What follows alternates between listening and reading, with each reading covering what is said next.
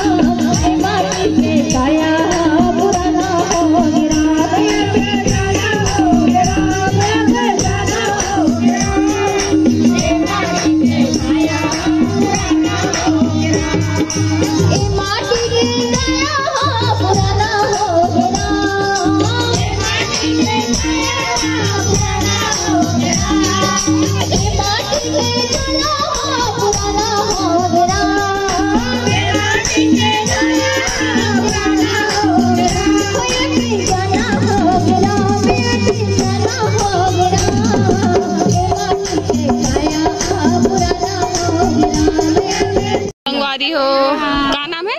पूनम। ये देखो पूर्वा, अले पुलवा कैसे मुस्कुरा रही है, मुस्कुरा रही।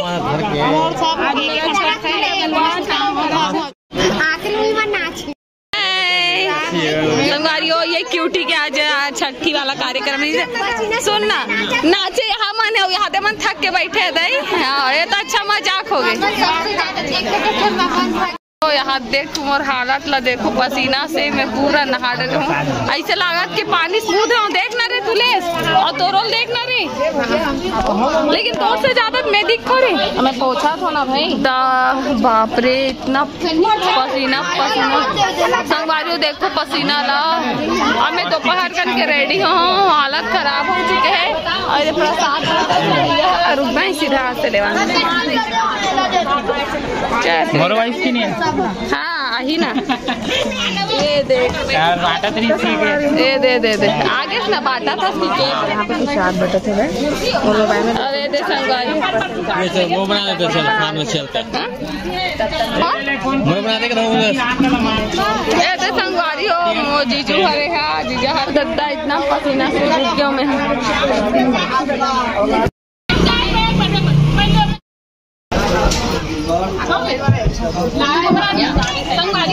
फोटो पसीना पसीना हो गया।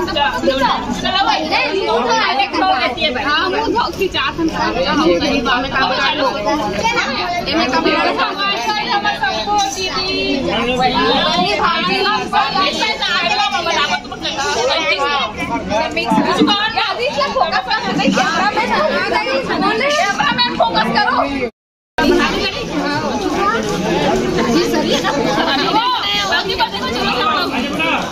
सबको बहनी आ करेगा सब दीदी है, बड़े दीदी है, ये बड़े दीदी है, ओकर बाद ये बड़े दीदी है, सब ले छोटे हो, सब ले छोटे।